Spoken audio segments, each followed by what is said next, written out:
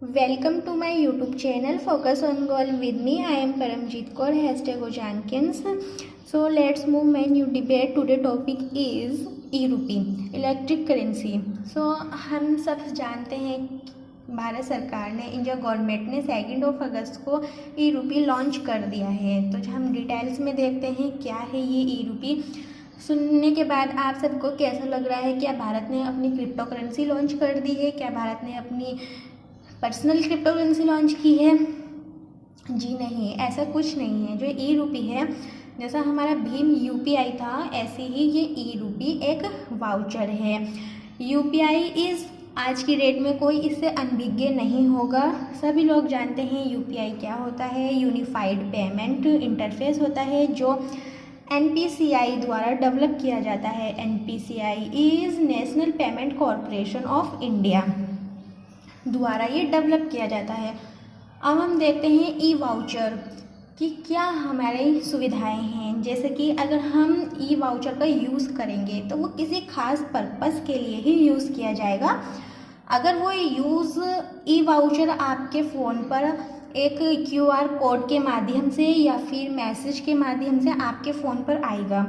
वो QR code अगर आपके हेल्थ इशू के लिए गवर्नमेंट द्वारा कुछ मनी या फिर आपकी सब्सिडी वगैरह दी गई है, अगर वो हेल्थ इशू के लिए दी गई है, तो आप उसको फर्टिलाइज़र ख़रीदने के लिए या फिर फूड ख़रीदने के लिए यूज़ नहीं कर पाएंगे. आप उसका use only for health issue के लिए ही कर पाएंगे. तो ई वाउचर आने से जो हमारा यूज़ करने का जो वो है वो स्पेसिफिक हो जाएगा. सपोजिट हम आपको एग्जांपल देते हैं. अगर आपके पास 100 रुपीज़ है, वो आपकी इन पॉकेट में है, तो आप मार्केट में जाएंगे एंड वैल्यू ऑफ 100 रुपीज़ में आप कुछ भी खा सकते हैं, कहीं भी जा सकते हैं, कुछ भी खरीद सकते हैं. बट अगर 100 रुपीज़ का आपके पास ई वाउचर है, तो आप अगर वह फर्टिलाइज़र खरीदने के लिए है सपोजिट, तो आप उसका फर्टिलाइज़र ही खरीद सकते हैं. आप जाकर उसको किसी और चीज़ में यूज़ नहीं कर सकते. तो ये है हमारा ई वाउचर. नहीं तो हम उसको किसी मेडिकल फैसिलिटी में यूज़ कर पाएंगे, नहीं कहीं आने जाने में यूज़ कर पाएंगे. और अगर ई वाउचर किसी अमेजन का है, तो हम जाकर अमेजन में ही अपना कुछ सामान खरीद पाएंगे या कुछ एक्टिविटी कर पाएंगे. हम फ्लिपकार्ट में जाकर कुछ नहीं कर पाएंगे. तो ये है ई वाउचर. जैसे कि पीएम ने, एनडीए सर गवर्नमेंट ने क्या किया था, जेम ट्रिनिटी बनाई थी. जन धन मोबाइल आप सभी जानते हैं कि बैंक अकाउंट से आधार और मोबाइल नंबर लिंक किया था. तो ये योजना इसलिए बनाई थी कि अगर हमें कुछ सब्सिडी देनी होगी, तो हम जो किसान है या फिर कोई भी लाभान्वित योग्य व्यक्ति है लाभान्वित, उसको हम क्या करेंगे, सब्सिडी देंगे, सब्सिडी के रूप में कुछ हेल्प करेंगे. बट अगर हम किसान को फर्टिलाइज़र के लिए 6,000 रुपये सब्सिडी दे रहे थे, किसान क्या उसके 6,000 की फर्टिलाइज़र ही खरीद रहा था? नहीं, वो 3,000 का किसी और कुछ काम कर लेता था, बाकी का कुछ और काम कर लेता था. और जो फर्टिलाइज़र यूज़ करता था वो जर्नली अपना कोई भी फर्टिलाइज़र यूज़ कर लिया करते थे. बट अब ऐसा नहीं होगा, क्योंकि यहाँ पर ई रूपी लॉन्च करके टारगेट को क्या कर दिया है, स्पेसिफाई कर दिया है. क्या कर दिया है? टारगेट को स्पेसिफाई कर दिया है. और जो हमारी टारगेटिव सब्सिडी थी उसको बढ़ावा दिया जा रहा है. और कहीं ना कहीं अगर ऐसा ही हुआ कि अगर ये फर्टिलाइज़र का वाउचर है तो किसान फर्टिलाइज़र ही खरीदेगा, तो ये विचार कर रहे हैं थोड़ा बहुत आपकी. कितना ज़बरदस्त शॉट लगाया है गवर्नमेंट ने कि अगर ये स्पेसिफिक यूज़ के लिए काम आएगा, उससे हमारी क्या होगी, प्रोडक्शन बढ़ेगा तो इनकम ऑटोमेटिकली बढ़ जाएगी. फिर हमारा जो किसान है वो किसी का भी क्या कहते हैं कर्ज नहीं लेगा किसी से, और किसी के सामने नहीं गिड़गिड़ाएगा, आत्महत्या करने के लिए मजबूर नहीं होगा. अब जैसे कि कोई महिला है, अब किसी महिलाओं को हम उसके स्वास्थ्य या गर्भावस्था में वो जो शिशु है उसके स्वास्थ्य के लिए कुछ सब्सिडी देंगे.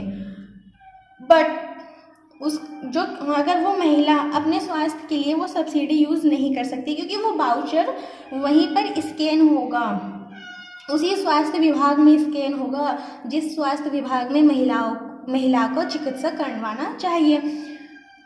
और अगर महिला उस स्वास्थ्य विभाग में जाकर उस वाउचर को स्कैन नहीं कराएगी और वह कहीं अन्य स्थान पर जाकर उस वाउचर को स्कैन कराएगी तो वो स्कैन नहीं होगा, क्योंकि वाउचर में रहेगा, उसमें लिखा हुआ रहेगा कि ये जो है मेडिकल फैसिलिटी के लिए है, तो ये मेडिकल फैसिलिटी वाले ही एरिया में स्कैन होगा। फर्टिलाइज़र या फिर फूड प्रोडक्टिविटी में ये स्कैन नहीं होगा। तो ये बहुत अच्छी स्कीम है अगर एक साइड से हम देखते हैं तो। अगर ऐसे ही हमारा सब कुछ चलता रहेगा तो हम क्या करेंगे, ये सब हमारा स्पेसिफिक हो जाएगा और प्रॉफिट हमारा ज़्यादा से ज़्यादा होगा। ये जो है मनी कंटेंट लेस है, मनी लेस है, कंटेंट लेस है। और ये ई रूपी जो है वो यूपीआई की तरह है, भीम यूपीआई की तरह, जिसको एनपीसीआई ने लॉन्च किया है, मैंने आपको बता दिया है। ये सर्विस प्रोवाइड होगी विद फिजिकल इंटरफेरेंस, मतलब कि सर्विस तो प्रोवाइड होगी लेकिन जो फिजिकली इंटरफेरेंस नहीं रहेगा किसी का भी, ठीक है। एंश्योर किया जाएगा पेमेंट को with involvement not any intermediate, सुनिश्चित किया जाएगा कि हमको पेमेंट मिलेगा लेकिन कोई भी इंटरमीडिएट बिचौलिया का किसी का भी हस्तक्षेप किसी प्रकार का नहीं होगा। फर्स्ट क्यूआर कोड स्कैन करने के लिए हमें दिया जाएगा। अगर किसी के पास स्मार्टफोन नहीं है, कोई कहेगा कि हमारे पास स्मार्टफोन नहीं है तो हम कैसे करेंगे, तो इसमें यह भी सुविधा है कि मैसेज के थ्रू आपके पास ये आएगा। फिर हम क्या करते हैं, इसको स्कैन वगैरह करा के अपनी जो सुविधाएं हैं जिसके लिए गवर्नमेंट हमें सब्सिडी दे रही है उसका हम क्या कर पाएंगे, अच्छे से उपयोग उसी फील्ड में कर पाएंगे जिस फील्ड से हम जिस फील्ड को बताकर गवर्नमेंट से हम सब्सिडी ले रहे हैं, तो अब उसका यूज उसी फील्ड में किया जाएगा, किसी अन्य स्थान पर नहीं किया जाएगा। जैसे कि एक एग्जांपल बहुत अच्छा है, मैं और देती हूँ। आयुष्मान बीमा के तहत क्या मिलते हैं, 5 लाख रुपए मिलते हैं।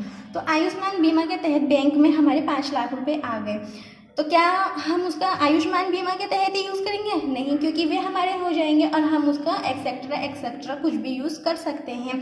बट ई रूपी आने के बाद हमारे बैंक में एक क्यूआर कोड आएगा हमारे फ़ोन में 5 लाख रुपए का, और उसका यूज़ आयुष्मान बीमा के तहत ही होगा, कहीं और नहीं हो सकता। तो अब हम इसका यूज एक्सेट्रा में कहीं नहीं कर सकते, ओनली फॉर आयुष्मान बीमा में ही कर सकते हैं। तो ये था ई रूपी। आई होप आपको अच्छे से समझ में आ गया हो, और अगर नहीं आया हो तो आप कमेंट सेक्शन में जो भी डाउट हो अपना क्लियर कर सकते हैं, मुझे बता सकते हैं। So wait for my new debate. Today debate is complete. Thank you so much.